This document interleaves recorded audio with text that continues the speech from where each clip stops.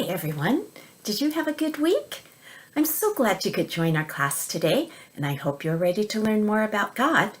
We've been learning about how God loves us and how He gives us rules to help us to be safe and happy. One of the rules tells us to be happy with what we have and not wish for other people's things. Today's story is about a king who wanted something that belonged to someone else.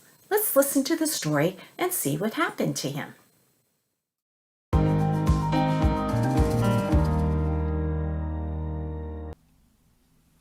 King Ahab and Queen Jezebel were two very wicked people who murdered God's prophets and encouraged people to worship false gods. One day, King Ahab was looking out of his palace over the vineyard very close to it. The vineyard belonged to Naboth. Now, King Ahab wanted Naboth's vineyard, so he went to him and demanded, "Give me your vineyard. I'll buy it from you or give you a better one somewhere else." But Naboth replied, "I could never give up my vineyard. It belongs to my family and is my inheritance. I want to pass it on to my children and their children."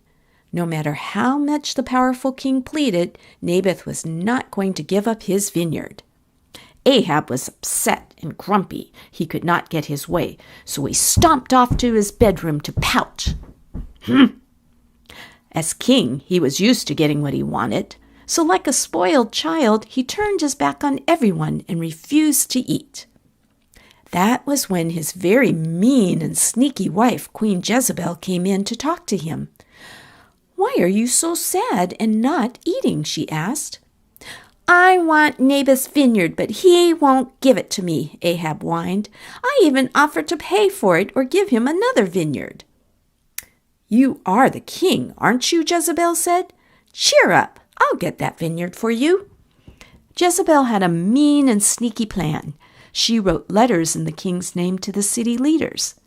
The letters told the city leader to put Naboth on trial and accuse him of things he had not done, so he could be put to death. The city leaders knew that if they did not obey the king's orders, they would be in big trouble. So Naboth was put on trial. Two people lied and said that Naboth said bad things about God and the king. He was found guilty. The punishment for saying these bad things was death, so the innocent Naboth was taken out and stoned to death. An excited Jezebel rushed to Ahab. "Naboth is dead," she announced. "The vineyard is yours." But God had seen all that had happened.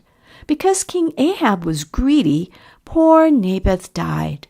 God spoke to his prophet Elijah, "Go and meet King Ahab in Naboth's vineyard." God told Elijah what to say to the king, and Elijah set off at once. King Ahab was in Naboth's vineyard, looking very happy. At last he had gotten what he wanted. Elijah found King Ahab and told him, "Because this is where you had Naboth killed, this is where you will die." Ahab was very angry and said to Elijah, "You are my enemy." But Elijah was not scared and continued to tell King Ahab God's message. "Your whole family is going to be wiped out, and Jezebel and your children will be hurt very badly." Ahab was shocked. He began to feel very scared and sorry for what he had done. He liked doing exactly what he wanted, but he didn't want to face punishment that comes from disobeying God. King Ahab tried to show how sorry he was. He ripped his royal clothes and put on horrible scratchy sackcloth. He stopped eating. God was pleased that the proud, wicked king had humbled himself and was sorry for his terrible deeds.